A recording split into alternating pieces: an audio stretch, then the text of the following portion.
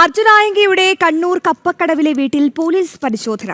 Kannur cyber പോലീസിന്റെ നേതൃത്വത്തിലാണ് പരിശോധന നടക്കുന്നത്. ആയങ്കിയുടെ ഫോൺ ഉൾപ്പെടെ കണ്ടെത്താനാണ് പരിശോധന നടക്കുന്നതെന്നാണ് വിവരം. മിഥുൻ പിള്ളയുണ്ട്. മിഥുൻ, എത്രത്തോളം നിർണായകമാണ് അർജുൻ ആയങ്കിയുടെ സ്വന്തം വീട്ടിലെ ഈ പോലീസ് പരിശോധന? നിലവിലെ ഈ പരിശോധന എങ്ങനെയാണ് പുരോഗമിക്കുന്നത്? എന്തെങ്കിലും കണ്ടെത്താൻ സാധിച്ചിട്ടുണ്ടോ? അശ്വതി, കഴിഞ്ഞ ദിവസം ഈ അർജുൻ ആയങ്കിയെ അറസ്റ്റ് ചെയ്ത സമയത്ത് അയാളുടെ കയ്യിൽ നിന്ന് അയാളുടെ മൊബൈൽ കണ്ടെത്തുവാൻ സാധിച്ചിരുന്നില്ല. മാത്രമല്ല, കണ്ടെത്തിയൊരു ഫോണിലാകട്ടെ അയാളുടെ സിമ്മും ഉണ്ടായിരുന്നില്ല എന്നാണ് പുറത്തു വരുന്ന വിവരം. ഇതേ തുടർന്നാണ് കൂടുതൽ പരിശോധന നടത്താൻ വേണ്ടി കണ്ണൂർ സൈബർ ക്രൈം പോലീസ് തയ്യാറെടുത്തത്. അതിന്റെ ഭാഗമായിട്ടാണ് ഇപ്പോൾ കണ്ണൂർ അഴീക്കോട് കപ്പക്കടവിലെ അർജുൻ ആയങ്കിയുടെ വീട്ടിൽ സൈബർ ക്രൈം പോലീസ് ഉദ്യോഗസ്ഥരുടെ നേതൃത്വത്തിൽ ആ പരിശോധന നടത്തിക്കൊണ്ടിരിക്കുന്നത്. പരിശോധന ഏതാണ്ട് അരമണിക്കൂറിലേറെ പിന്നിട്ട് കഴിഞ്ഞു. ഇപ്പോൾ തുടരുകയാണ്.